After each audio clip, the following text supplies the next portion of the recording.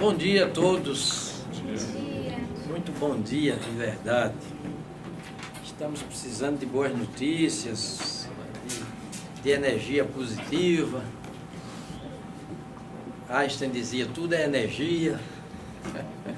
Absolutamente verdadeiro. Como que dizendo, se tudo é energia, cada um que escolha a corrente energética em que quer vibrar, em que pretende vibrar. A tomada que vai colocar o dedo, né? A tomada que vai colocar o dedo, metaforicamente. Escolha aí. Bem, professor Rafael, professora Karina, professora Betina, professor Pedro Castro, Álvaro Castelo Branco, ministra Elizabeth, Rocha,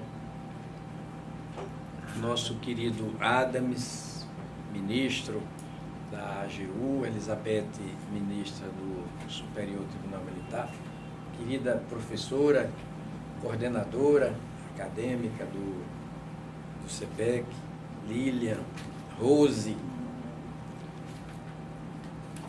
e todos os presentes, enfim, se sintam nominalmente cumprimentados, citados.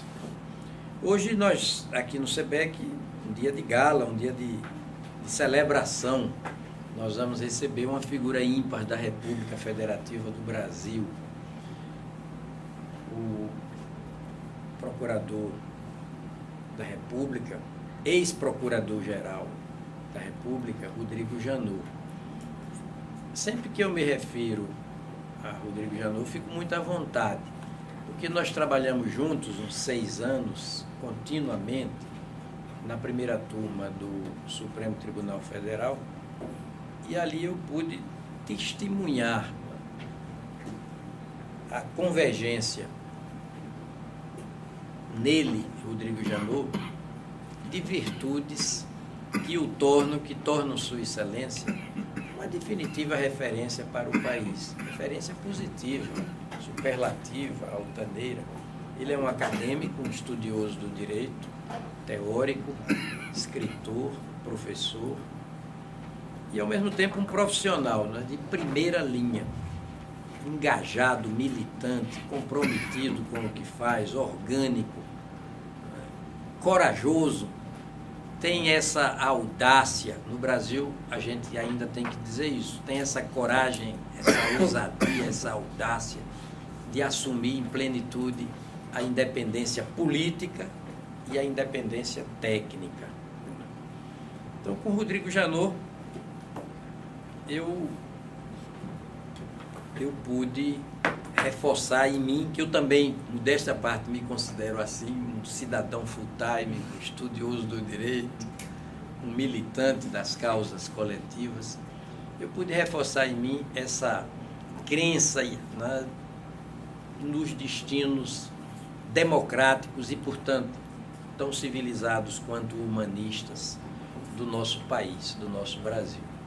É Rodrigo Janot, que hoje faz um curso de pós-graduação na Colômbia, que volta ao Brasil para nos brindar com essa palestra neste centro acadêmico do Uniceub, que é o SEBEC, Centro Brasileiro de Estudos Constitucionais.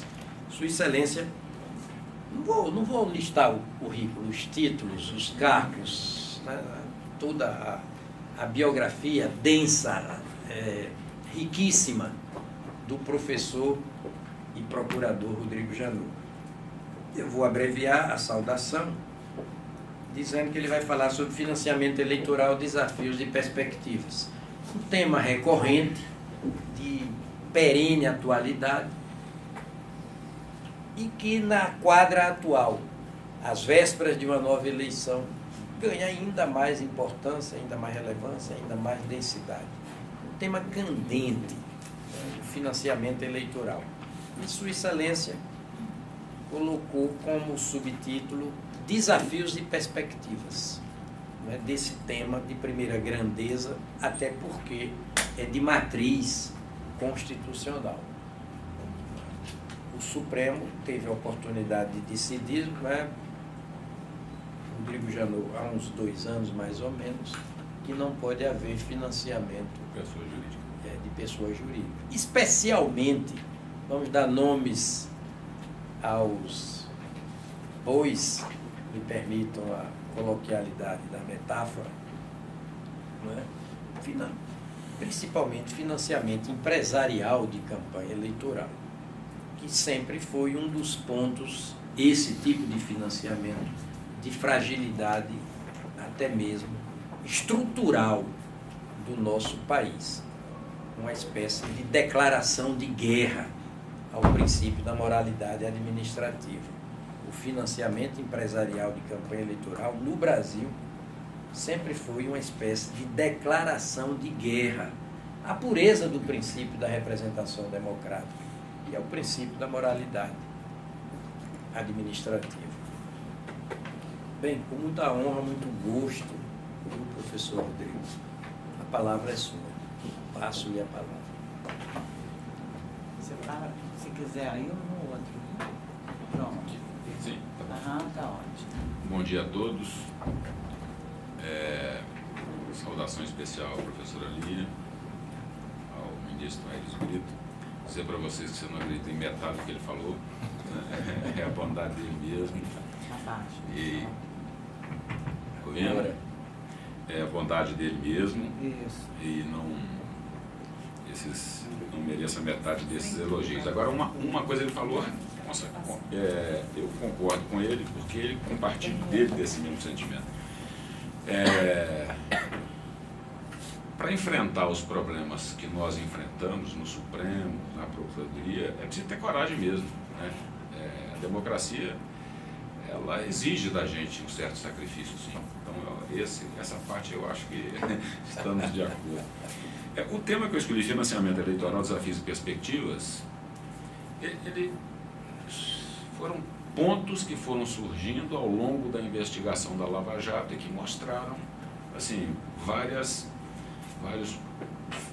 fragilidades desse financiamento eleitoral em um sistema eleitoral completamente falido, em um sistema eleitoral completamente assistêmico.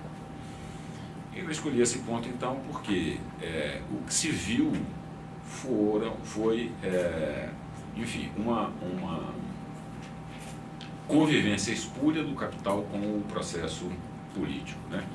Quanto mais corrupção, menos democracia. Isso é um sistema de vaso comunicante, né? Mais democracia, menos corrupção. Mais corrupção, menos democracia. E democracia custa caro, né? A gente tem que pagar pela democracia.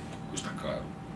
E o grande desafio é encontrar formas de financiamento, e não só do Brasil, mas do mundo inteiro, né? A gente vai ver aqui os reflexos desses financiamentos em outros países também. O grande desafio é pagar a democracia, que custa caro, garantir um processo eleitoral sadio, garantir limpeza de competição e garantir equilíbrio na participação das forças políticas. Esse é o desafio disso, né? O que a gente reparou, eu vou passar pelo texto rapidamente, porque eu fiquei sabendo que os alunos não tiveram acesso a ele, então eu vou dar só uma passagem rápida.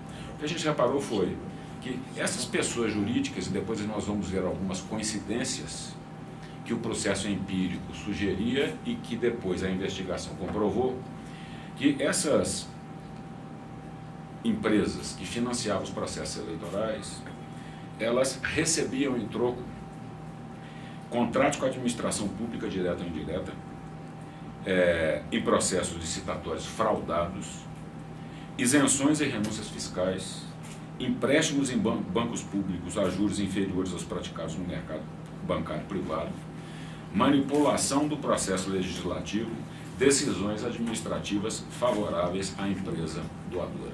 Essa era a contrapartida do financiamento eleitoral. Uma grande empreiteira brasileira, o fundador dessa grande empreiteira, ele informa de maneira pública que essa empreiteira tinha uma lei no que se refere ao financiamento eleitoral. Uma lei e somente uma. Ou financiamos todos, ou não financiamos a ninguém. Isso foi declarado. Isso, vocês imaginam o reflexo, né, no processo político, no processo de representação política que isso pode causar. Existem relatos hoje já de uma nova forma de atuação dessas organizações criminosas na captura dos centros políticos e nos centros econômicos. Como está cada vez mais difícil você conseguir, através de evasão de divisas e lavagem de dinheiro, colocar dinheiro fora, e está cada vez mais perigoso você ter dinheiro em mala, em caixa, em casa. Algumas organizações criminosas de um país semelhante ao Brasil, ou similar ao Brasil, já tem uma atuação diferente. Não há financiamento mais de processos eleitorais. O dinheiro não circula. A organização criminosa se apresenta ao candidato e diz: você vai ser candidato aqui, você é candidato, sei lá, senador. Quantos votos você precisa? 200 mil votos. Depois da eleição a gente conversa. Essa organização criminosa movimenta as suas próprias estruturas, os seus próprios recursos, os seus próprios soldados e captura o eleitorado lá e consegue os 200 mil votos. E depois disso se apresenta ao candidato já eleito e diz: o teu mandato é o meu mandato, o seu mandato está capturado. E essa realidade, são formas que essas organizações criminosas elas vão encontrando para superar os obstáculos que a vida real, que a vida concreta vai colocando contra isso, né? Nós temos democracias mais antigas que a do Brasil que apresentaram esse mesmo problema de conspurcar o processo político através de financiamento eleitoral de empresários e de pessoas jurídicas. Eu citaria França, os casos estão mencionados aqui no texto, não vou repetir. Citaria a Itália, citaria a Espanha, são casos de reflexo negativo, espúrio do capital nos processos políticos. Eu observei, num dos textos que eu pesquisei, que um cientista político brasileiro, ele fez uma tabela com dados nos dados do TSE dos 20 maiores doadores em 2010 para a campanha política. Dessas 20 empresas, das 20 maiores doadoras, depois 12 delas estavam envolvidas na investigação da Lava Jato. Eu só estou me referindo à Lava Jato, não estou referindo a outras investigações de atos de corrupção. Só na Lava Jato, dessas 20, 12 estavam mencionadas nessa investigação. Ele levanta também um dado interessante, que de todos os partidos, ele elenca a formação do capital para o financiamento da campanha, para o financiamento do partido, de todos os partidos. Dos 6 maiores, os percentuais são muito pouco para o dinheiro de autofinanciamento do próprio partido, do fundo partidário, muito pouco da doação de pessoas físicas e muito da doação de pessoas jurídicas. Dos 6 maiores partidos, nós partimos aqui de um 83% até um 70% de financiamento de empresários no financiamento eleitoral. Ele faz uma citação que é o que os dados empíricos da época, com base nesses dados, ele faz uma constatação e faz depois uma afirmação. Essa afirmação aqui eu queria tomar a liberdade acadêmica de ler, porque é muito interessante, né? Enquanto o senso comum supõe ser os benefícios econômicos o principal motor das doações pelas empresas, a comprovação dessa conexão se revela difícil por 2 razões. Por um lado, os dados sobre as transações sobre o setor privado e o Estado são limitados ou de difícil acesso. As facetas dessa interação vão muito além dos contratos e obras públicas que têm mais visibilidade, englobando licenças, permissões, taxas, impostos, atividades de fiscalização de natureza variada, concessão de crédito público, isenções tributárias e muito mais outros fatos. E ele diz, a intuição do processo empírico nos leva a isso. E depois, a realidade da vida vivida, com a investigação da Lava Jato, mostrou que era exatamente isso. Era exatamente isso. Era a contrapartida que se tinha para esses financiamentos. Outra coisa que chamou a atenção é que a gente fala muito de financiamento de Caixa 1 e financiamento de Caixa 2. Então, de Caixa 2, todo mundo conhece, todo mundo sabe, é o não declarado na Justiça Eleitoral. O Caixa 1 é aquele que é declarado. E o que a gente viu também foi o seguinte, o Caixa 1 é fruto de suborno. O Caixa 1 é fruto de propina. Por quê? Cada vez mais difícil a alocação externa dos recursos através da lavagem de dinheiro, a evasão de divisa, e cada vez mais difícil você colocar dinheiro fisicamente na sua posse, né? Então o que se fazia era a contrapartida desse elenco de contrapartidas que a gente fez aqui, para você obter, você vai fazer o quê? Doação eleitoral por dentro. Então, contaminou também o Caixa 1. Então, nós temos o contaminamento do Caixa 1 e do Caixa 2. Sobrou nada. Sobrou nada. Sobrou pouco. Faço referência aqui à DI 4650, que foi essa que proibiu a doação de eleitoral de pessoas jurídicas. E a gente vê alguns dados que decorreram dessa demanda, que foram levantadas nessa demanda. Então, vamos lá. Nas eleições de 2002, os candidatos gastaram, no total, 798 milhões. Ao passo que em 2012, 10 anos depois, os valores arrecadados superaram 4,5 bilhões. Um aumento de 471%. Os dados são do Tribunal Superior Eleitoral. Para que se tenha uma magnitude desse crescimento, basta compará-lo com outros indicadores importantes. No período, o PIB do país cresceu 41%. E a inflação acumulada no período foi de 78%, quando o valor investido em campanha aumenta 471%, 798 milhões para 4,5 bilhões. Levantou-se também, na audiência pública dessa ADI, o custo per capita do processo eleitoral no Brasil em comparação com outros 3 países. E os dados foram os seguintes. As campanhas eleitorais no Brasil, ela é superior à França, Alemanha e Reino Unido. No Brasil, o custo per capita do financiamento da campanha está em 10,93 dólares. Na França é de 0,45 cents. No Reino Unido, 0,77 cents. E na Alemanha, 2,21 dólares. Nas eleições de 2010, a vitória no deputado federal custou em média 1,1 milhão e de um senador 4,5 milhões. Para governador foram gastos 23,1 milhões. Uma campanha presidencial amealhou mais de 300 milhões de reais.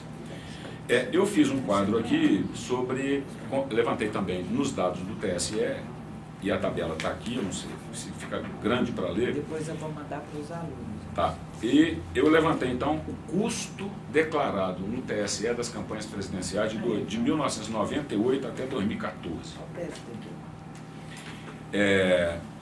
Eu só vou ler a primeira e a última, 98 e 14. Dos 2 candidatos em 98, declarou no TSE 45 milhões e 900 mil reais. E o outro declarou 3 milhões e 187 reais. Em 2014, nós tivemos um candidato com 350 milhões de reais, o outro com 227 milhões de reais, o outro candidato com 44 milhões de reais e um candidato que faleceu durante o processo eleitoral com 17,6 milhões de reais. Esse texto desse cientista político brasileiro com todo esse levantamento que ele fez de todos esses dados, ele demonstra graficamente uma relação direta entre dinheiro e cadeira. Quanto mais dinheiro você coloca numa campanha eleitoral, mais cadeiras no parlamento é possível o partido obter. Existe uma relação direta, dinheiro e cadeira. Essas doações de pessoas jurídicas, eu não sou pessimista não estou passando uma imagem ruim, eu estou mostrando um corte de realidade. Sim, né? E depois para a gente decidir entender isso aí para poder depois enfrentar. Se a gente não conhece o problema, a gente não consegue enfrentar. A forma com que as empresas doavam para as campanhas eleitorais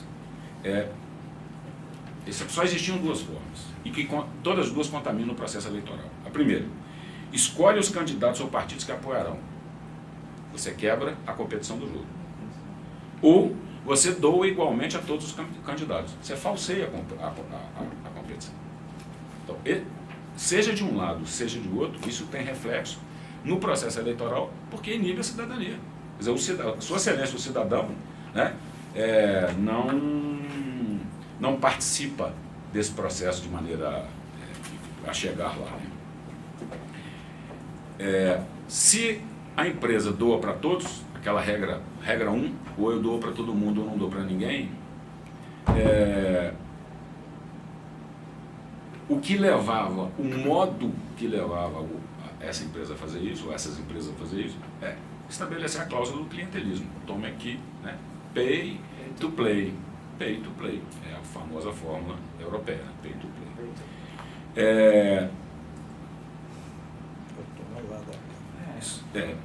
E lembrando, né, que essa questão do financiamento ele é colocado dentro de um sistema eleitoral que é extremamente frágil, extremamente ultrapassado. Né? Vamos lembrar o seguinte, pelas regras de hoje, vários dos senadores que representam os estados estão ali sentados com 0 voto. 0 voto. Por quê? O sistema da suplência faz o quê? Não é o senador que foi o segundo ou terceiro mais votado que, quando aquele se afasta, vai assumir a cadeira do Senado. Então, aquele que foi para a competição, aquele que foi disputar o cargo, ele é preterido em nome de um que é um suplente, que o senador indica aquele ali. Então, vários senadores com 0 voto. Um outro reflexo bastante complicado são deputados federais que vão ocupar cadeiras na Câmara com 10 votos, 12 votos, 15 votos. Qual é a representatividade que esse parlamentar tem? E por que isso acontece? Tem um sisteminha aqui que chama coeficiente partidário. Se você tem um puxador de voto, ele aumenta o coeficiente partidário e esse partido ganha cadeiras. E arrasta esses... Tiririca, é feito tiririca. 1.700.000 votos. Pegou o partido dele, coeficiente partidário, jogou lá em cima. Meu nome é Enéas. Meu nome é Enéas. Então, assim, e qual é o efeito disso? É que os deputados vão para lá com 10 votos, 15 votos. E qual é a vinculação geopolítica que esse sujeito tem com o eleitorado dele? Assim, ele não é cobrado, o eleitorado não sabe quem é. Quem é esse sujeito? Não sei.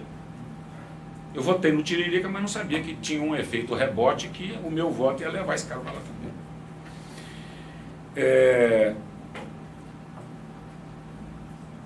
A questão do financiamento eleitoral, outras questões importantes, né? Os partidos de aluguel, essa quantidade de partidos sem cláusula de barreira, isso leva a tudo.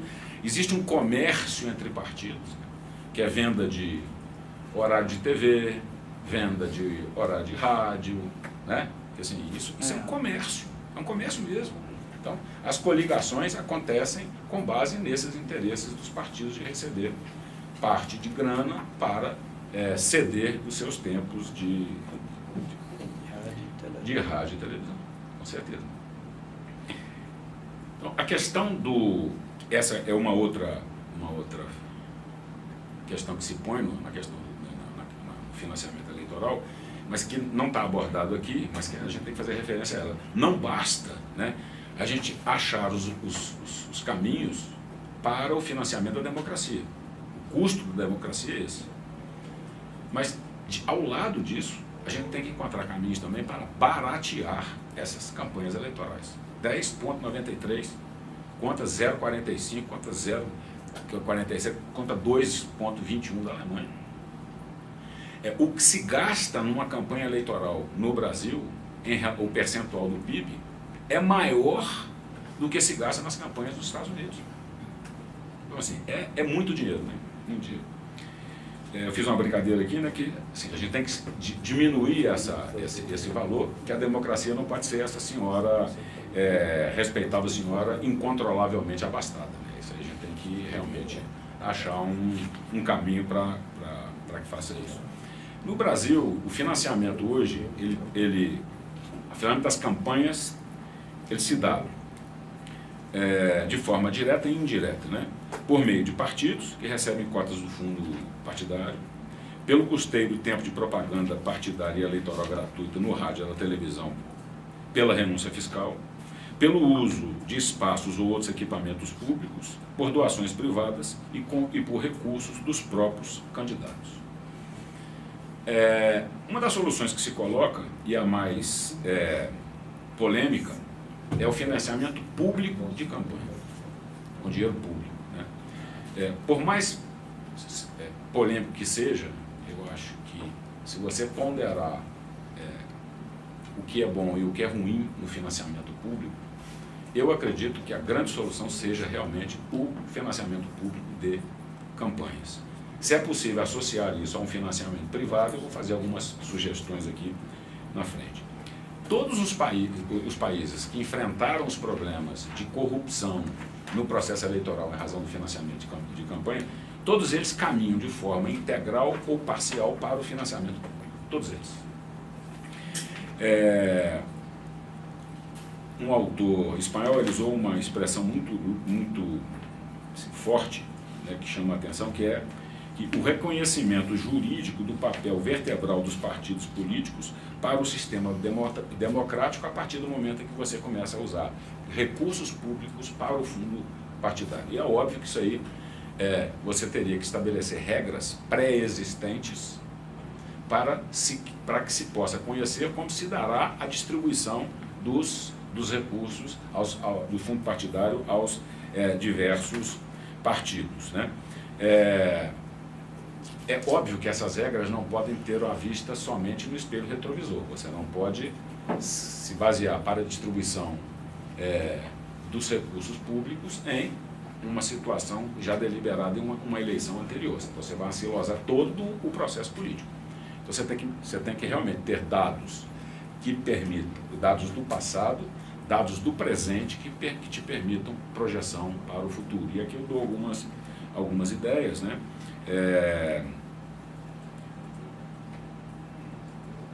Por exemplo, voltar com financiamento público de pessoas jurídicas seria possível?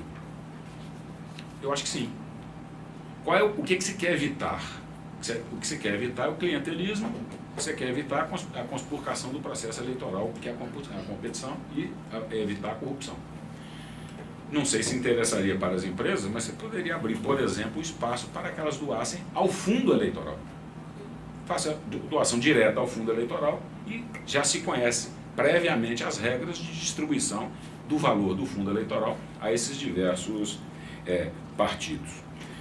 Privilegiar, por exemplo, os partidos. Você tem que determinar uma pluralidade de ideias, então garantir de forma equânime a participação dos diversos grupos sociais, né, e as ideias que se colocam. Você tem que, por exemplo, você pode estabelecer regras de, se o partido colocou candidatos disputou eleições e obteve um X número de votos, ainda que não eleitos os candidatos, isso já o habilitaria a receber parte proporcionalmente do fundo partidário. Partidos que têm que cumprir, por exemplo, aqueles que dão espaço para a participação de minorias. Isso também seria um critério para a distribuição do fundo partidário. Partidos que cumprissem de forma concreta a participação feminina no processo eleitoral, não de forma, né, mentirosa, mas de forma concreta. Isso também geraria a esse partido a possibilidade de ter acesso ao fundo eleitoral. Então, eu acho que a questão da doação ao fundo poderia-se recorrer até à doação de pessoas jurídicas, mas desde que fosse para o fundo e com critérios previamente conhecidos por todos. Mais uns 5 minutos aqui, eu acho que só vamos para a conversa, né? A complexidade disso aí a gente, né, vê que é uma discussão que ocorre no mundo inteiro. A outra possibilidade é a doação de pessoas físicas. Mas essa aí também aí tem que ter limite, né?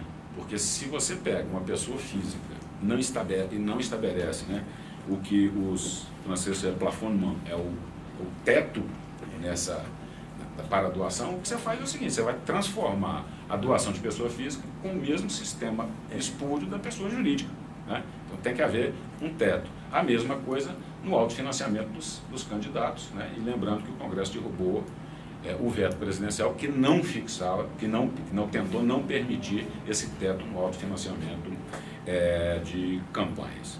E com base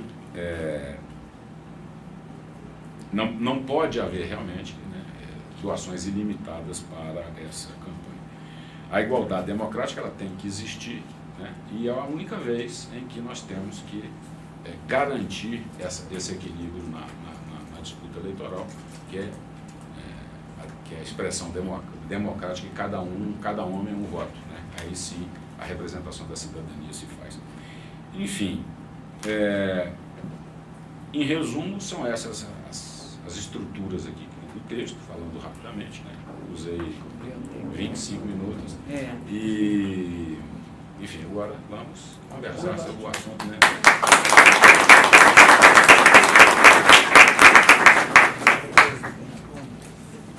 Vocês estão vendo aí a razão do convite, né?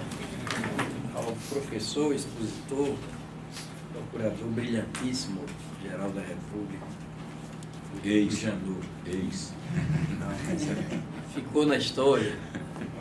É um homem que sabe fazer o casamento por amor entre poder e pudor, para rimar, viu? Entre poder e pudor. E nos deixa essa lição, né, de que o casto Brasil depende do custo Brasil eleitoral. Uma coisa puxando outra. Como o professor Rodrigo distribuiu o seu maravilhoso texto, com todos, a plateia também, vamos inverter hoje a ordem, vamos começar pela plateia. Vamos. E aí nós hoje vamos fazer uma metodologia diferente, né? Alguém da plateia que quiser falar, se levante, se identifique. Depois depois vem o Adams, aí um professor, a Betinha, outro professor, e todos da mesa podem se manifestar. Mais democraticamente. Mas não me aperta muito não, tá? Bom dia, quero cumprimentar todo o diretor e a todos os professores, especialmente a professora Lídia, e agradecer pela oportunidade que o CEPEC nos dá de estar na presença de grandes figuras no processo político, jurídico.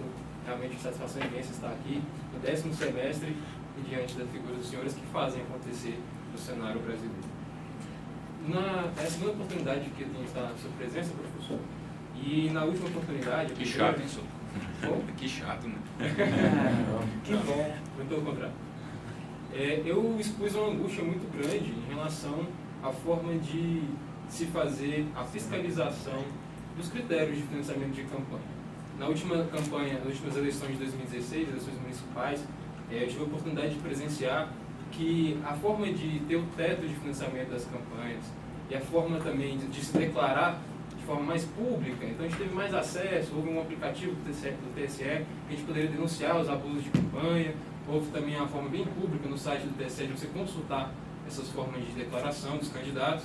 Só que na prática a gente percebia que abusivamente eles se utilizavam de um capital maior do que era declarado, e os partidos em si, especialmente nos interiores do Brasil, não faziam essa fiscalização entre si, por motivos diversos.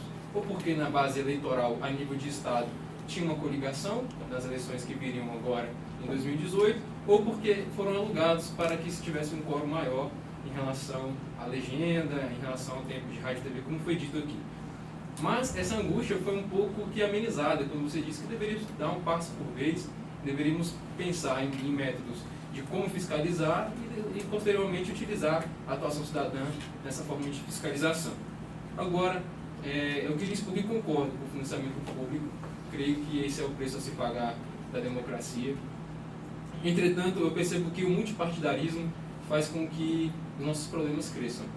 Então, eu gostaria de expor e levantar à mesa qual a opinião dos professores em relação à redução dos números de partidos no Brasil, se a cláusula de barreira será suficiente para barrar esses partidos, porque percebemos um exemplo, sem citar nomes diretamente, mas que um ex-presidente que foi impeachmentado vai vir novamente à candidatura presidencial, e isso pode ser um passo para evitar a cláusula de barreira do seu partido, que é pequeno no Brasil. Então, será que esses partidos, que em certas regiões têm grande influência, eles não podem cercear essa oportunidade da cláusula de barreira? Então, os partidos pequenos que comandam certas micro-regiões serão suficientes para se manter e continuar recebendo o financiamento público eleitoral. Então, eu gostaria de levantar a mesa, ouvir a opinião dos professores sobre quais seriam as soluções efetivas de conseguir controlar esse abuso de poder econômico dos partidos, mesmo que em pequena escala, que não demonstram uma participação, ou melhor, não demonstram uma representação da sociedade no âmbito desses financiamentos eleitorais que serão custeados por todos nós. Quero agradecer essa minha participação. Sim, não, professor. Eu, nessa passagem aqui do texto rápida, já adiantei minha posição, acho que eu sou francamente favorável à redução do número de partidos. Cláusulas de barreiras, sim, tem que existir. Agora, temos que ter cuidado para que não possamos excluir partidos verdadeiros que representam parcelas da sociedade da participação da vida política. Naquele gráfico que eu falei que os 6 maiores partidos têm entre 84% e 70% de doação de pessoas jurídicas, se você for para o fim dessa tabela, esse número se inverte. O partido, que é o partido ideológico mesmo, ele tem uma participação maior, ele investe o fundo partidário dele realmente nas campanhas, e as doações de empresas não acontecem muito pouco, e as de pessoa física são bem grandes. Então, assim, eu sou favorável à cláusula de barreira. Agora a gente tem que ponderar essa cláusula de barreira para não impedir, né? Eu vou dar nome aos bois. Eu não sei, não sou filiado a nenhum partido, eu voto de acordo com as circunstâncias do momento eleitoral. Agora, é inegável que, por exemplo, um PSOL é um partido que expressa um pensamento concreto de uma minoria ou, né, da sociedade brasileira. A gente não pode, se você olhar esses representantes que foram, o texto está passeado, esses representantes que estão desses partidos ideológicos mesmo, a atividade deles parlamentar é muito maior do que muitos outros parlamentares. Então, sou a favor, mas tem que haver essa ponderação. Eu acho que a cláusula de barreira, ela tem que ser uma cláusula de barreira à entrada e tem que ser uma cláusula de barreira à permanência. Quer dizer, é uma cláusula que tem que ser analisada durante a vida partidária, né? E que não necessariamente tem que estar só no desempenho eleitoral do partido, né? Pode ser, o partido lança candidatos concretos, reais, ele disputa a eleição, os seus candidatos recebem voto, mas não conseguem se eleger. Então esse partido, né, ele está na vida política, ele está tentando se manter na vida política. Então eu acho que assim, a cláusula de barreira, eu sou favorável à redução do partido. Muitos partidos são partidos de aluguel mesmo, é para vender tempo de televisão e de rádio. A questão da fiscalização, o sistema pensa como? Que o partido fiscalizava o partido, né? E assim, e seria uma briga danada mesmo, né? O pessoal na rua. O que a gente vê? Em determinados locais, as coligações são um problema sim, né? Essas coligações horizontais são um problema danado mesmo. E outros, você tem uma cartelização do eleitor. Os partidos dividem zona. Então, assim, fica difícil, né? Você quebra o princípio da competição entre os partidos e a fiscalização entre eles. Os órgãos de controle, eles têm que atuar realmente, né, com mais intensidade e, muito importante, né, a fiscalização do emprego, do custo dessas campanhas, ela não pode ser feita ao final de uma campanha. Ela tem que ser feita durante o exercício dessa campanha. Então, assim, são coisas que a gente vai melhorando o sistema e coisas que a gente vai tentando tapar os buracos que o sistema existe. Um sistema que não tenha buracos é impossível, né? Criou-se a lei, criou-se a maneira de descumpri-la. Agora, o que a gente tem que fazer é ir atuando. Essa é a minha opinião. Sanches, obrigado. Vamos ao ministro Adams. Eu vou primeiro Sanches, dar os permaneça aí. parabéns, dar os parabéns pela palestra e pelo tema, que eu acho que o tema é extremamente oportuno, atual, está no núcleo do nosso debate, não só político, mas institucional do país hoje. E eu acho que o país tem enfrentado... Quando eu ouço esse debate, vejo esse debate, eu sempre me lembro a frase do Churchill, atribuída a Churchill, né? Que a democracia é o pior sistema, com exceção dos demais. E, na verdade, esse é o problema. Esse debate mostra porque que ela que ela traz desafios que são realmente desafios complexos, já que ela permite, o sistema permite a plena participação, deve permitir a plena participação de todos. Todas as pessoas que são cidadãs têm direito a escolher e têm direito a se posicionar. E para nós que somos, nós somos a única profissão que não tem exclusividade de objeto, né? O direito. Porque o direito ele é objeto de todo cidadão. Qualquer cidadão tem direito de dizer qual é o seu direito. Ele não pode depender de um advogado, ou de um juiz, ou de um procurador para dizer qual é o seu direito. Ele cria a sua própria convicção na aplicação do direito. Porque ele mesmo tem que cumprir a lei. Ele não pode se escudar que dependo do advogado para cumprir a lei. Ele tem que cumprir a lei. Então, essa é uma interpretação da lei a qual nós somos buscando treinar, mas ela é uma expressão fundamentalmente da cidadania. E aqui surge o grande problema que eu queria, de fato, debater aqui. Não apresento trazer uma pergunta para o Egito, mas uma reflexão para colaborar com esse debate. Eu acho que eu me preocupo alguns pontos que nós temos uma tendência a falar por conta dos percalços. E aqui eu disse isso, eu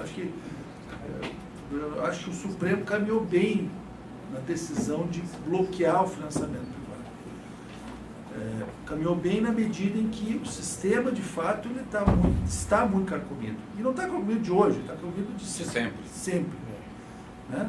O patrimonialismo, o clientelismo é um elemento inerente à nossa realidade política-cultural. Né? Desde o Império, inclusive, eu acho. Nasce com o Império, porque a transição do Império para a República não chega nem a ser uma revolução, na verdade, né? É uma transição de poder só. Então, eu acho que a grande questão é que, de fato, nós, no Brasil, estamos, talvez, enfrentando com muita vez essa realidade que é muito complicada, histórica nossa.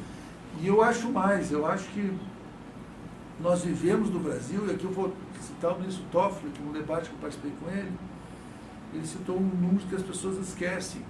Ele dizia que a última eleição, antes do golpe de 64, revolução, golpe, movimento, tão gostoso do mundo, só 20% da população votou. A primeira eleição depois do governo, da ditadura, 70% da população votou. Isso é uma mudança radical, não é só volumétrica. Ela traduz a incorporação de uma parcela da sociedade que nunca participou do processo político. É a primeira vez que nós temos, nessa Constituição de 88, uma democracia com um D maiúsculo, porque a população participa. E isso traz essa realidade que nós estamos vivendo hoje. que é o fato que a sociedade participa ativamente do processo. Mas aqui surgem alguns problemas, porque nós temos uma tendência, por exemplo, eu tenho algumas preocupações da tendência que nós temos vivido. E uma das preocupações é o menos. A forma de resolver o problema do custo da democracia é reduzir o custo da democracia. Isso implica menos debate, implica menos manifestação, implica menos dinheiro, evidentemente, mas o fato que implica menos. Qual o tempo que nós temos de eleição presidencial esse ano? 45 dias? Desculpe, não se faz eleição presidencial em 45 dias. Essa é uma escolha basicamente defensiva. E mais, ela é falsa, porque nós estamos vendo os presidentes, os candidatos a presidente na rua. Declarados. E tem que ser assim mesmo. O modelo brasileiro de eleição presidencial tende a um sistema que me parece equivocado do ponto de vista da cartonização. Então, esse é um problema que me preocupa. O segundo problema que me preocupa se deve à pretensão de neutralidade da representação política, que é falsa também.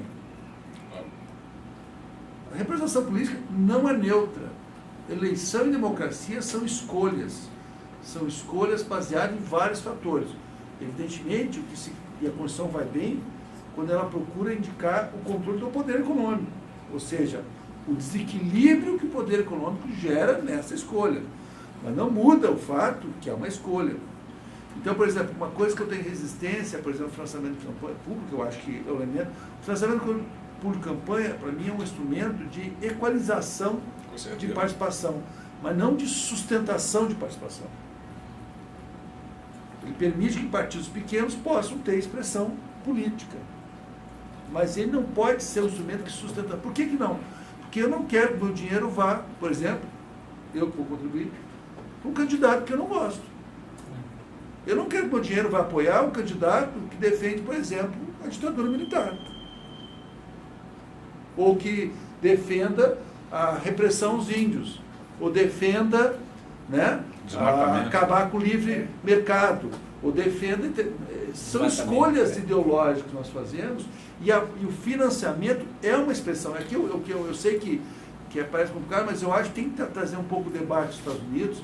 Eu não acho necessariamente que os Estados Unidos foi bem na discussão que a Suprema Corte americana deu, e essa discussão apareceu recentemente na última eleição presidencial, principalmente conduzido pela Hillary Clinton, levantou essa discussão, que é o caso Citizen United versus a Comissão Eleitoral Americana, em que a Suprema Corte entendeu que as restrições legais aprovadas, inclusive foram restrições legais fixadas por uma solução bipartidária, democracia e republicana apoiaram, era inconstitucional porque ela reduzia a liberdade de expressão. E essas restrições limitavam a capacidade de financiamento de pessoas a partidos. Lá eles foram o caminho oposto. Livre.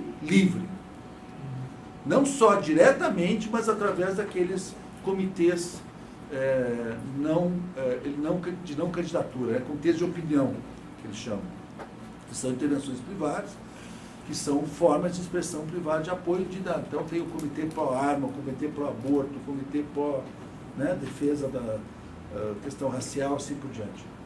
Então, lá eles foram, digamos, num sentido extremamente oposto ao nosso.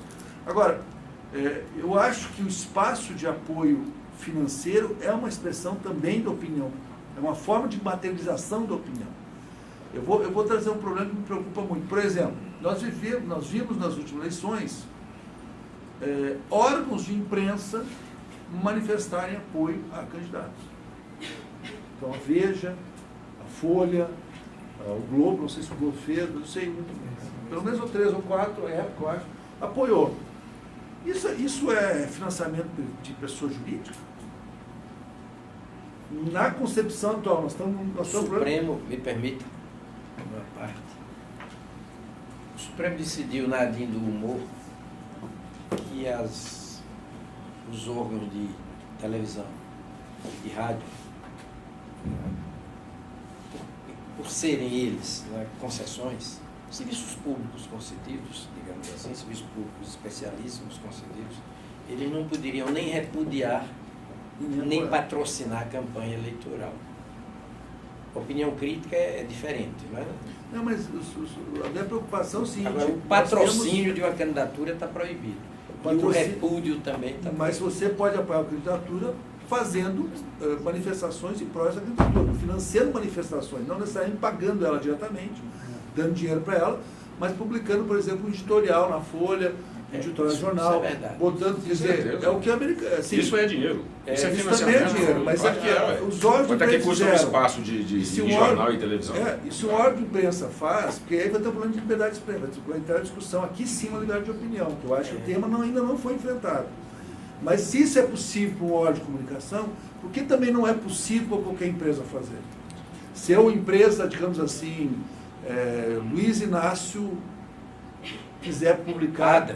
Adams, não da Silva, quiser publicar um cartaz defendendo um candidato, eu não estou dando dinheiro para ele, mas eu estou fazendo diretamente. Por que eu não posso fazer? Esse é o problema da liberdade de expressão.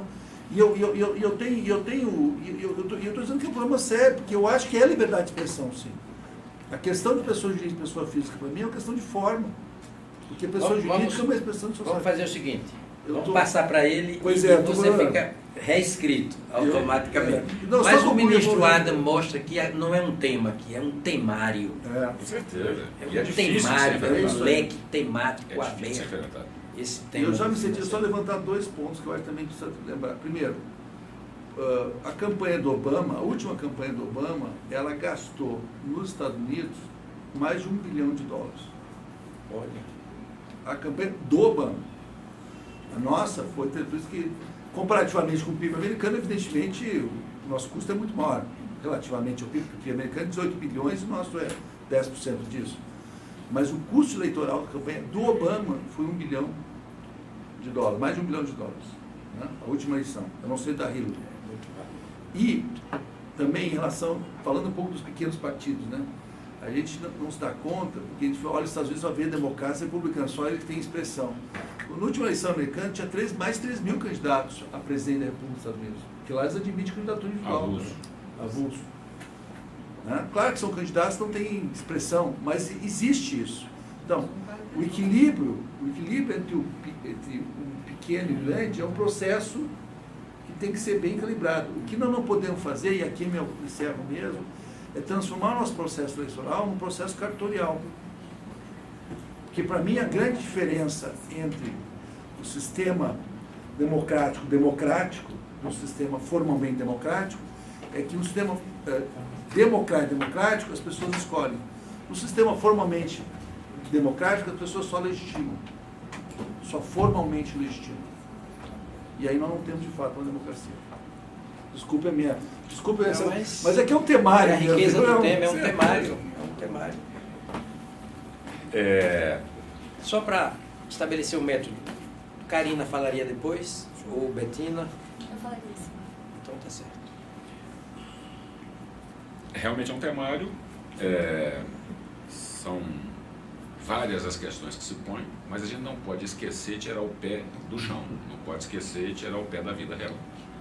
O fato de, na campanha de 2010, as 20 maiores empresas, maiores doadores, 12 estarem na Lava Jato, alguma coisa está errada. Alguma coisa está errada. Então, assim, eu ofereço até uma sugestão para que se retorne o financiamento de pessoas jurídicas.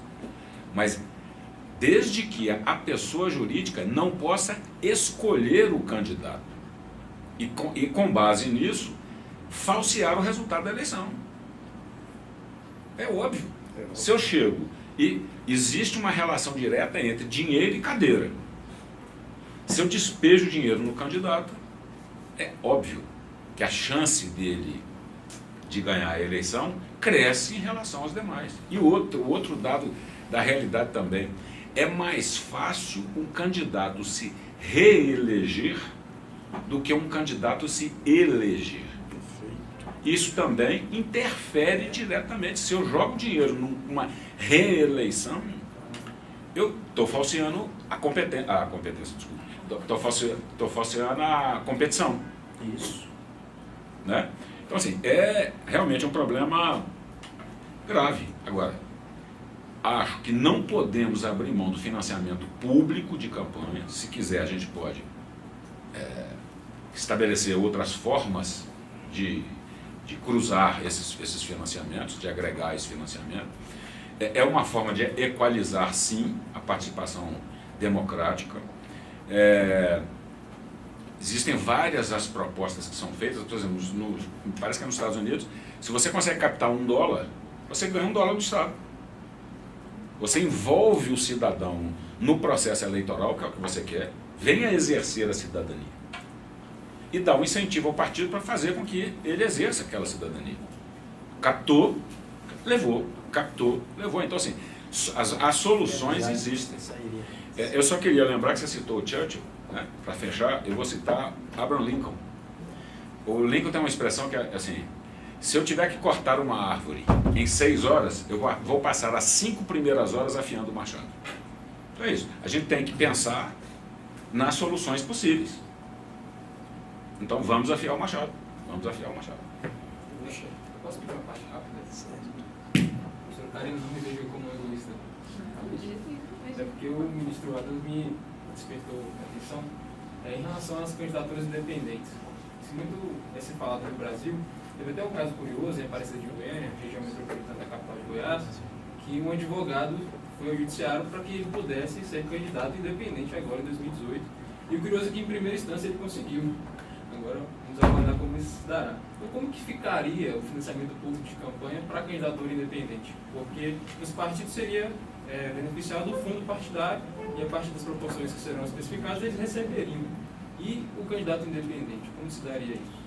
Santos, eu não sei. Agora, como essa realidade não existe no nosso processo eleitoral, eu não queria especular sobre isso, né? Quer dizer, a nossa regra do jogo democrático nosso é que quem participa são os partidos políticos através dos seus candidatos. Existem razões que levam a isso, né? A desincompatibilização, a sua filiação às agremiações partidárias. Então, assim, eu não vou especular sobre isso porque não é da nossa realidade política.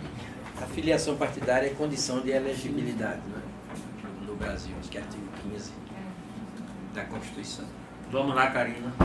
Olá, boa tarde a todos. Primeiro eu queria dizer que é uma grande honra participar dessa mesa, cumprimentar os membros, agradecer e parabenizar fortemente o professor Rodrigo Janot por uma exposição instigante, viva e sincera. Assim, acho que a honestidade intelectual é uma grandíssima virtude. Mas não afia muito machado, não, tá? Não, na verdade, até com a fala do professor Adams, eu gostaria de começar por provocações mesmo, porque eu, como advogada, atuei em algumas dessas ações que chegaram no Supremo. E, na verdade, a minha pergunta para a mesa é como fazer. Então, eu vou partir do início. Eu vim agora do Rio de Janeiro, cheguei agora no CEUB, felizmente. A ação, a ADI contra o financiamento privado de campanhas, ela partiu de um movimento lá da UERJ. Qual era o diagnóstico? A gente está vendo o que está acontecendo. A gente está vendo um sinalagma muito direto entre dinheiro e poder. E um debate acadêmico sobre o ajuizamento dessa ação. Que começou assim: vocês estão loucos, vocês vão fazer bobagem. O resultado dessa ação vai ser inflacionar o Caixa 2. E 2, o segundo argumento contra o ajuizamento dessa ação era: isso está dentro do espectro de liberdade de expressão. A empresa também tem liberdade de expressão, a empresa também tem direito à liberdade de expressão. Mas não exerce cidadania. Não, exatamente. Então, assim, isso antes da ação ser ajuizada. E uma inquietação lá acadêmica, um debate profícuo e dentro mesmo. Quando a questão chegou ao Supremo, depois que passa algum tempo, nos parece muito claro que a inconstitucionalidade fez um bem. Por quê? E por que ali a gente não estava diante de liberdade de expressão? Porque as empresas, e essas empresas que o professor citou, doavam para todos. Então, assim, uma coisa é uma empresa falar assim: eu apoio essa ideia. Eu quero investir nessa ideia. Eu quero propagar essa ideia, seja publicando no editorial, seja investindo meu dinheiro. A partir do momento em que todas as empreiteiras doam para todos os partidos, isso não é liberdade de expressão. E é preciso dizer que isso não é liberdade de expressão. Você me permite só uma parte? Dessas 12, das 20, dessas 12 que estavam na Lava Jato, a maior empreiteira do Brasil não estava como doadora. E agora a gente vê que essa empreiteira, ela interveio no processo político de 12 países da América Latina e de 2 países da África. Vem Supremo, ação levada ao Supremo Tribunal Federal, declara-se inconstitucionalidade e a gente ainda não viu a prática melhorar. Então, assim, a inquietação de quem quer fazer o bem é como fazer. Qual o papel do judiciário? Porque, como o professor falou, você faz a lei, você cria um modo de descumpri-la imediatamente. Então, assim, as estruturas se reorganizam. Teve um outro julgado muito recente, Supremo, sobre a doação oculta de campanha. Então, você teve esse movimento, a mini reforma eleitoral vem em 2015, já no meio do furacão, o Legislativo aprova a doação oculta de campanha. Nessa última operação da Polícia Federal, você tinha 2 empresários que na pessoa física doaram R$500 mil cada um. Sendo que existe já uma relação direta entre a empresa que ele está ligado e o partido ao qual ele está financiando. Por outro lado, acho que o outro desafio é não criminalizar a política. Você não criminalizar a liberdade de expressão.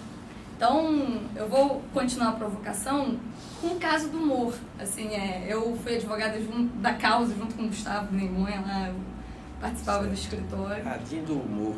Quando começou o debate a respeito da Dinho do Moro, não sei se todos aqui presentes conhecem, o que estava em causa? Você tinha um dispositivo da lei das eleições, como foi advogada, a gente refletiu muito sobre o texto da lei, que proibia trocagem, montagem ou... Era trocagem, montagem e qualquer tipo de manifestação de escárnio a respeito de candidatos e de partidos 6 meses ou 3 meses antes das eleições. Qual é o resultado concreto disso? Você silencia o debate público. O Cacete Planeta não podia fazer uma piada sobre a Dilma, sobre o Aécio, sobre o Temer ou quem quer que seja. E o que a gente defendeu na época, e eu realmente acredito nessa causa, é que a partir do escárnio, da trocagem, da montagem, você atrai o grande público, né? A partir do humor mesmo, por isso que foi conhecido como Ladinho do humor. Então, voltando um pouco à provocação do professor Adams, a manifestação do pensamento, ela em si, ainda que ela tenha uma expressão econômica, ela não deixa de ser manifestação do pensamento. E a liberdade de expressão tem uma ligação muito intrínseca com a democracia, né? Então, assim, você vedar por meio de uma intervenção pública a livre manifestação do pensamento, agora, pensamento e direito, ainda que eles tenham alguma correlação, é diferente. Você dizer que o financiamento de campanha ele é uma dimensão da liberdade de expressão, o que eu estou querendo dizer? Eu quero dar dinheiro para esse candidato porque eu acredito no que ele vai fazer. Existe uma dimensão, mas isso sim pode ser regulado, porque isso não é o núcleo fundamental da liberdade de expressão, entendeu? Então eu volto um pouco ao professor Janot, porque aí o que acontece? Então, voltando à pergunta inicial, como fazer? Qual o papel das instituições nesse jogo? Porque quanto mais se estuda o tema, ao que me parece, e aí eu gostaria de ouvir um pouco a mesa, não tem como deixar de ser tentativa e erro. Não tem como deixar de ser uma lapidação conforme se faz o caminho se faz caminhando até a gente...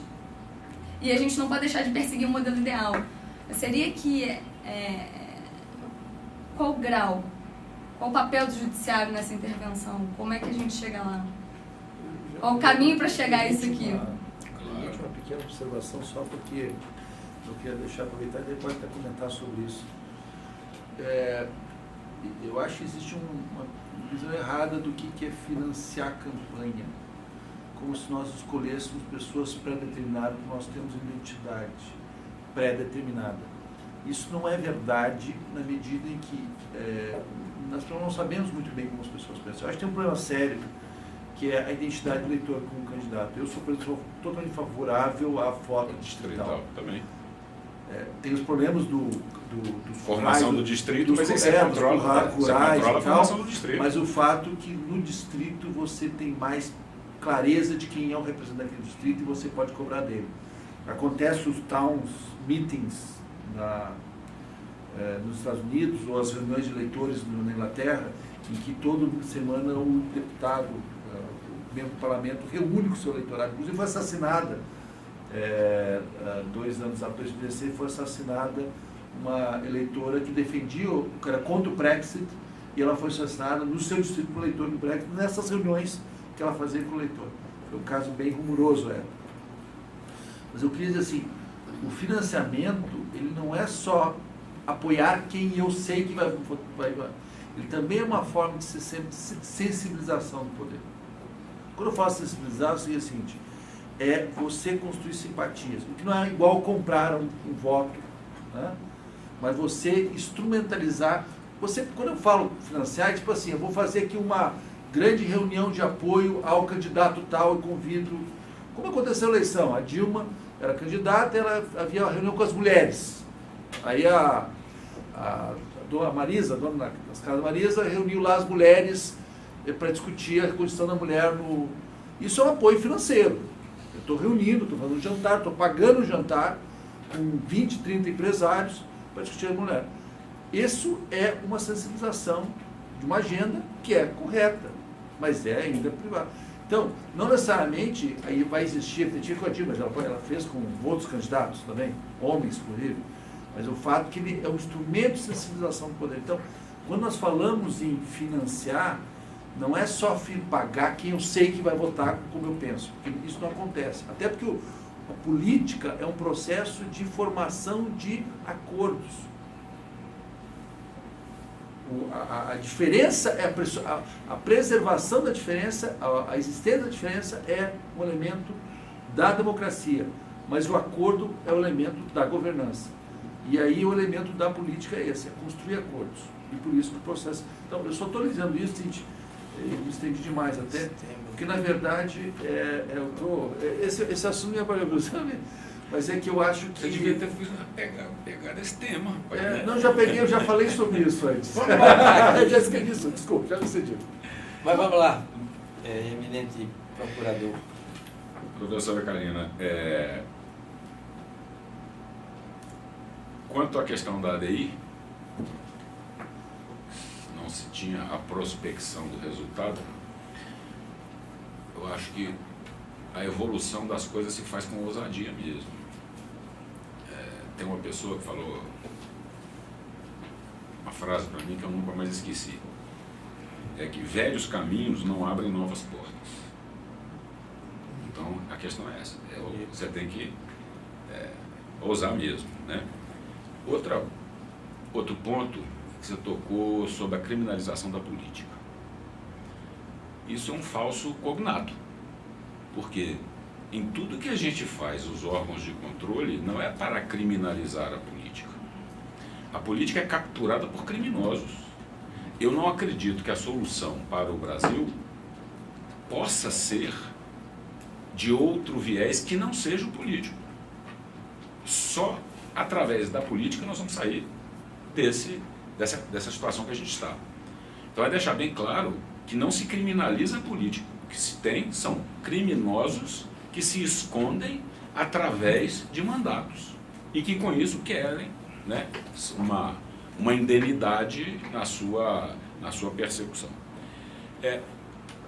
Eu não tenho uma proposta pronta, não tenho, faço algumas sugestões aqui nesse texto, mas é isso, nós temos que mexer no sistema político como um todo.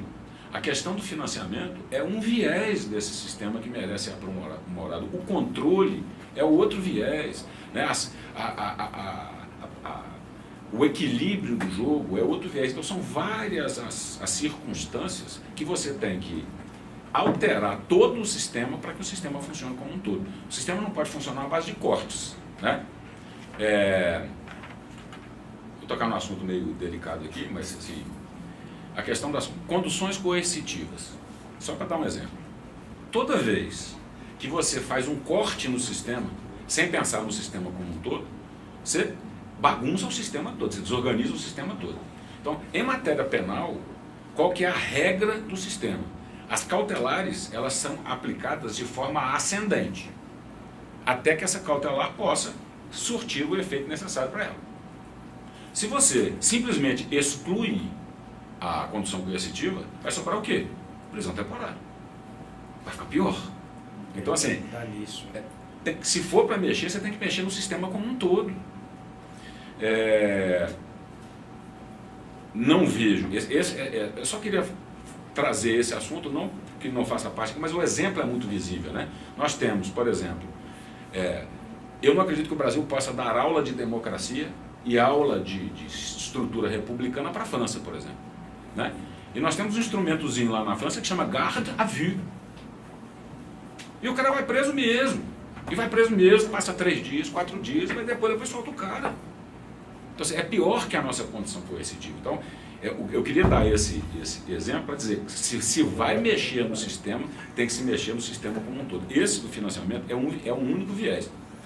Do jeito que estava, não estava bom, estava horrível, né? E a gente tem que construir, é isso aí, né? Velhos caminhos não levam a abrem novas portas. Olha, Karina falou, Karine, de Karina a Karine. Karine está inscrita,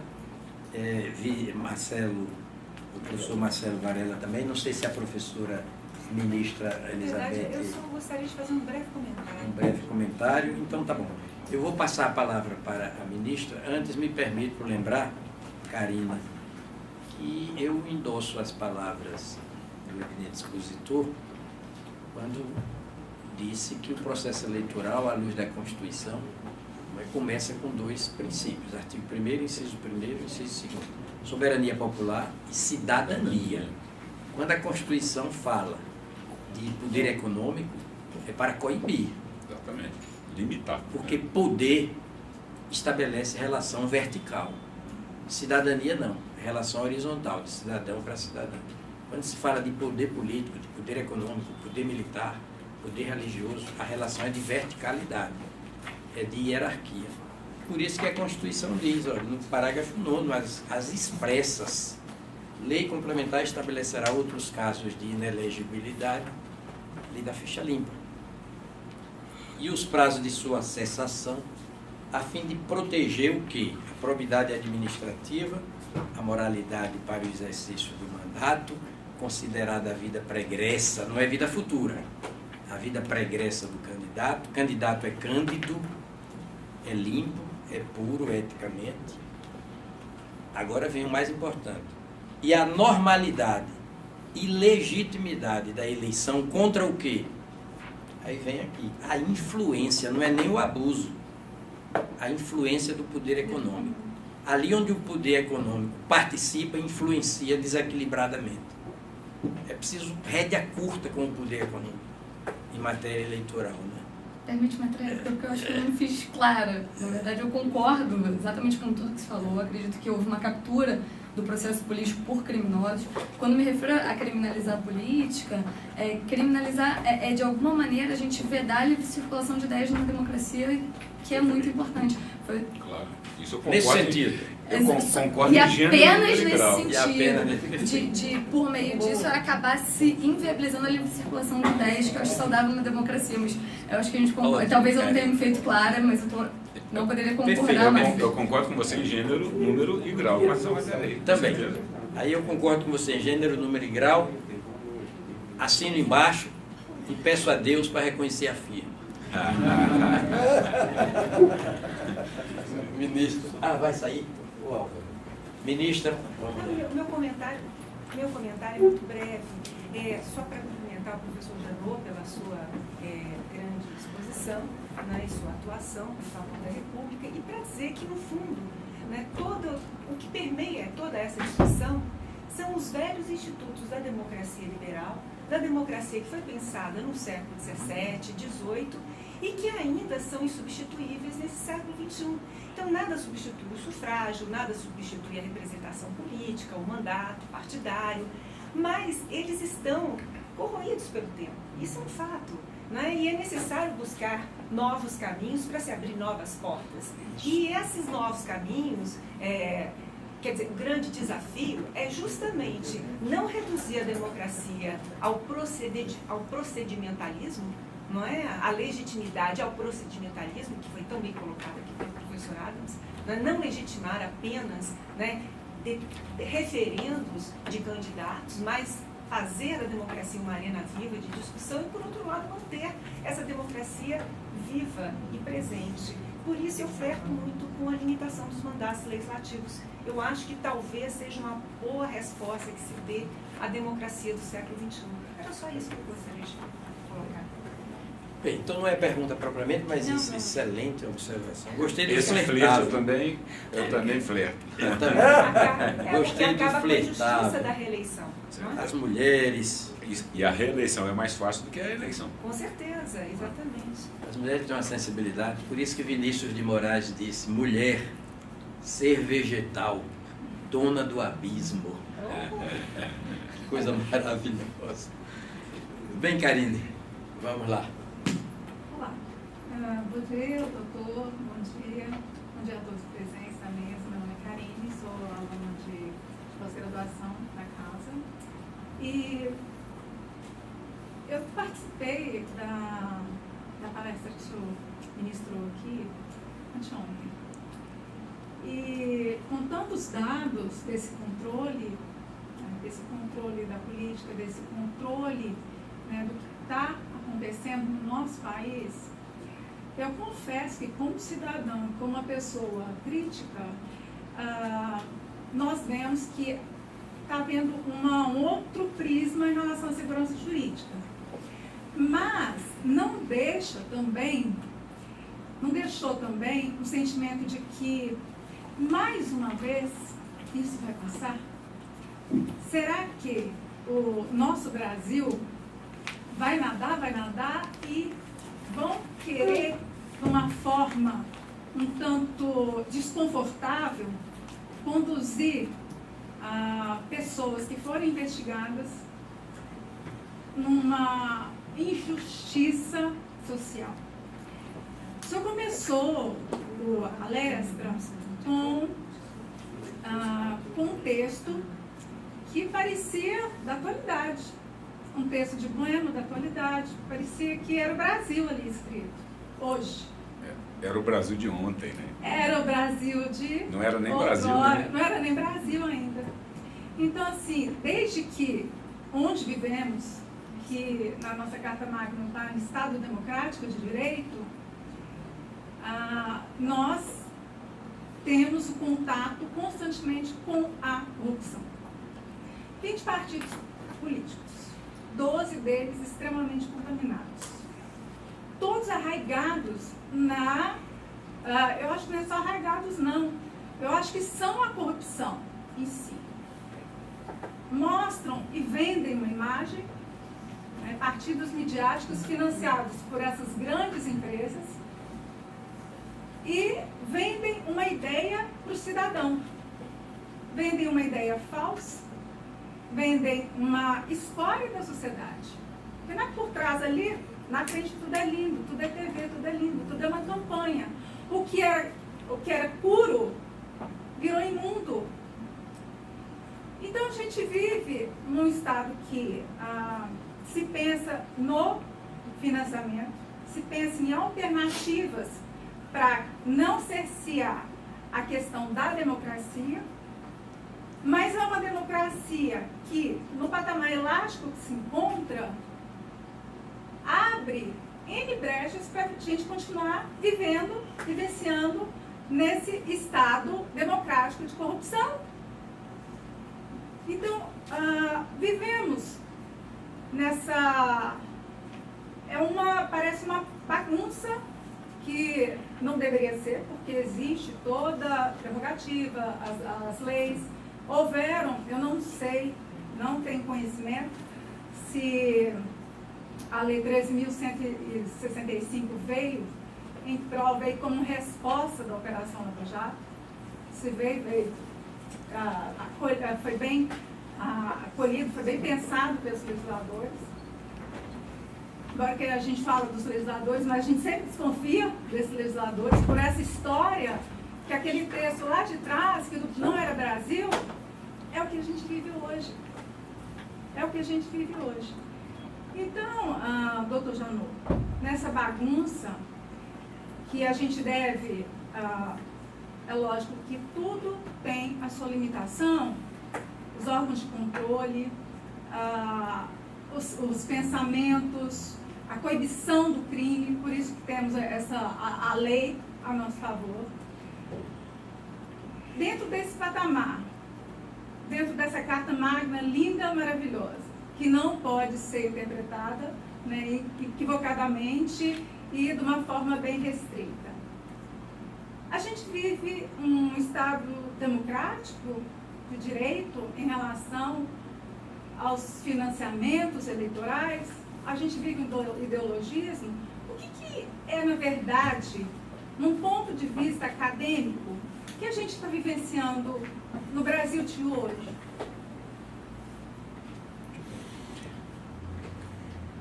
Você afiou esse machado aí por mais de 6 horas. Olha, eu sou incorrigível otimista, acho que é uma democracia que a gente vive sim, com seus defeitos, com seus percalços. Ruim com ela, pior sem ela.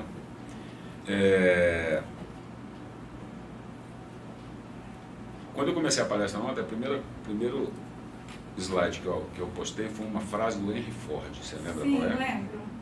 Existem mais pessoas que desistem do que pessoas que fracassam. Então, assim, a gente não pode desistir. A gente não pode desistir. Então, eu prefiro fracassar. E a fracassar não é tentativa, certo? O que a gente está fazendo aqui nesse debate é procurar alternativas para que a gente melhore o nosso sistema, né? Então, eu acho que a gente vive, sim, num Estado democrático de direito, acho que sim.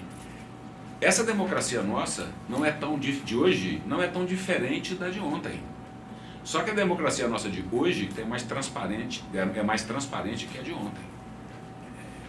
O texto, na construção de que ela está se referindo, é um texto do Eduardo Bueno, na construção de Salvador, na época do Brasil colônia. E o frescor da atualidade desse texto é que o que se escreveu ali acontece hoje aqui. Carteirização, fraude à licitação, tudo. Exatamente a mesma coisa. O que mudou? Mudou que a gente tem luz, né? Como diz lá o falecido juiz lá da Suprema Corte Americana, a luz do sol é o melhor detergente. Então a gente não tem que desanimar com essa bagunça, não. Essa bagunça está aí assim, essa bagunça, ela tem de certa forma, ela aconteceu na Espanha, ela aconteceu na França, ela aconteceu na Itália. A Itália, assim, passa por um problema até hoje enorme, enorme. Então o que a gente tem que fazer é isso. Vamos fracassar, mas não vamos desistir. Né? Vamos continuar. Não é? Vou me permitir bater palmas para essa resposta. As outras mereciam palmas também.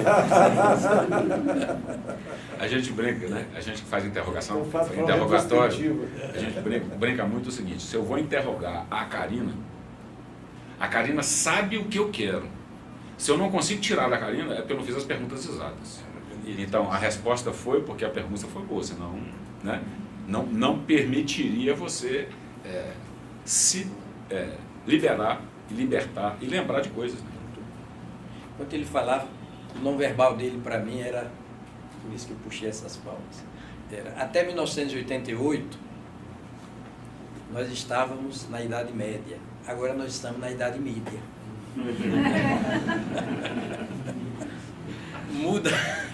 Muda tudo da Idade Média para a Idade Mídia. Professor Varela, que prazer tê-lo aqui. Bem, começar agradecendo a presença, é uma honra tê-lo aqui no CEUB, parabenizar mais uma vez o professor Brito por conseguir trazer essas pessoas fantásticas aí que iluminam. Meu professor, parabéns. É o lugar o fórum mais interessante que a gente tem, acho que aqui acho que das faculdades brasileiras, esse acaba sendo o fórum mais interessante que existe no Brasil, né? Sempre gente boa e conversando. Bem, eu vou ser breve porque eu acho que está todo mundo com muita fome já. Porque foram muitas coisas interessantes sendo faladas. Eu tive a oportunidade de viver 2 campanhas eleitorais na França, que o senhor estava falando, e até fui voluntário na do Obama nos Estados Unidos em 2012. Então, chama muita atenção a forma como essas campanhas são feitas. Aqui no Brasil é muito diferente, né? Porque a televisão, todo mundo conhece bem do Brasil, muita venda de um produto que fica massivamente, então tem muito dinheiro realmente gasto com o preparo dos programas eleitorais, né? E com marketing, e talvez por isso também... Tem muito Photoshop. 70% também, da campanha e daí, muito parte do dinheiro que vai para a corrupção, talvez, quer dizer, a gente viu isso, né, passa pelas agências de publicidade. Na França, uma coisa que chamava atenção é que, primeiro, o voto não é obrigatório. Aliás, só tem, acho que 24, 25 países do mundo onde o voto é obrigatório. Nenhum deles é desenvolvido. Todos são países em desenvolvimento pobres. Dos 30 maiores PIBs do mundo, só o Brasil tem voto obrigatório. Então a gente precisa atingir mais gente também com essas campanhas. Na França, uma coisa que me chamava a atenção é quando vai chegando perto da eleição, além de um monte de debate, e talvez os debates sejam mais interessantes para a gente ver o que realmente os candidatos têm a dizer. No Brasil a gente tem 2, 3 debates só, lá tem uns 30. Eles colocam uns painéis na rua e os candidatos colocam por escrito seu plano. E daí algumas pessoas param para ver e ficar comparando sobre os mesmos pontos, porque fica um painel do lado do outro, o painel é público.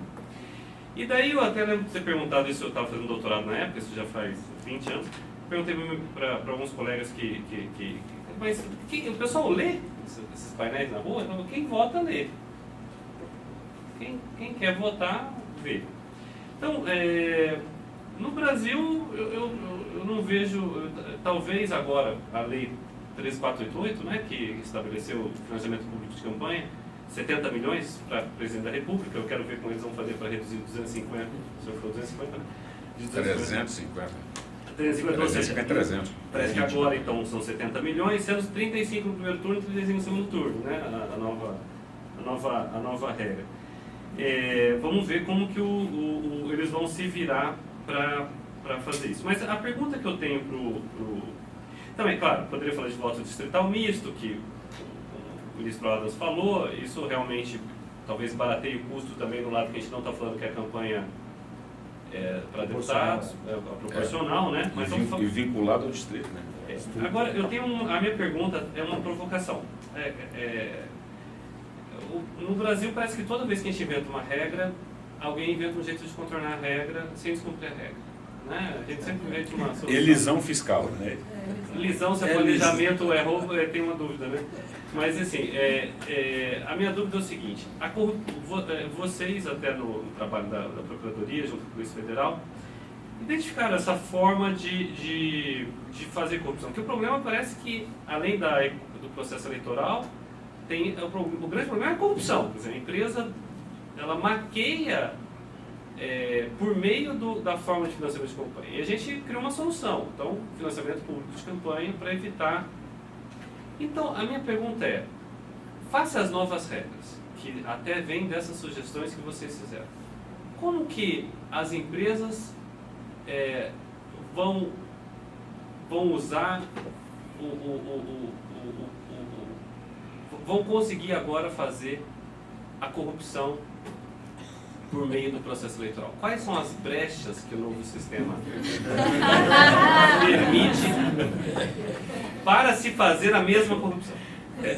Eu vou lhe dar um exemplo concreto que eu falei de maneira abstrata sobre uma nova forma que organizações criminosas se encontraram para fazer financiamento de campanha. Essa questão foi descoberta na Itália, né, essa moda de atuação é na Itália, e as organizações a escopo mafioso, elas então elegem pessoas sem circular dinheiro. Elas vão circular com o dinheiro delas próprias, com a organização dela própria, com os soldados dela própria. Sem doar. Sem doar. Mas aí o voto distrital não fica perigoso? Olha, o voto é perigoso de qualquer jeito. O voto é um perigo. Agora, o voto é um perigo. O voto é um perigo. Agora, se você... e no outro voto que não seja distrital, você consegue o mesmo efeito. Será? Com certeza. Se não há um distrito, e eu vou disputar deputado federal por Minas Gerais, né? Não interessa de onde vem o voto para mim. Então, a organização criminosa vai atuar, sei lá, em Belo Horizonte, vai atuar no sul de Minas, vai atuar no Triângulo, e os votos apareceram. Então, a vantagem do voto distrital é essa vinculação que os candidatos hoje não têm. Vocês votaram na última eleição, vocês elegeram quem? Vocês não sabem quem elegeram. Essa é a verdade. Então, essa é uma das formas que, criada a lei, criado o engodo. Né? Na Itália, as informações de inteligência são essas. Outra atividade. Essas organizações a escopo mafioso, elas passaram a entender que, além de fazer candidatos e capturar o mandato, eles começam a infiltrar pessoas delas próprias na vida política. Essa é uma outra forma. Então, assim, existem várias, criada a lei, criado o engodo. O que a gente tem que fazer nós não temos como fazer uma prospecção do que virá. Nós temos sempre que ser reativos com aquilo que se criou. Não há como inverter esse processo. O que a gente pode fazer é ser reativo de maneira mais capacitada, ser reativo de maneira mais rápida e tapando o buraco. Agora, não tem dúvida, se eu botei o dedo no ralo aqui e tapei o buraco, vai abrir um buraco ali na frente. Então, tem que ter transparência, a gente tem que ter capacidade dos órgãos de controle e tem que fracassar. Eu posso até fracassar, mas não pode desistir. Acho que é isso aí. Bem, como não pode haver veto ao voto, é evidente, esse é o limite. É preciso aperfeiçoar o voto e cercar o voto de todas as garantias, de todos os antídotos, de todos os antivírus. Por isso, ainda que dê em fracasso, o que não pode haver é desistência dessa luta. Com certeza. E vamos surgir do problema, solucionamos o problema, a gente faz o contraponto. Vamos aplaudir de pé o nosso expositor maravilhoso.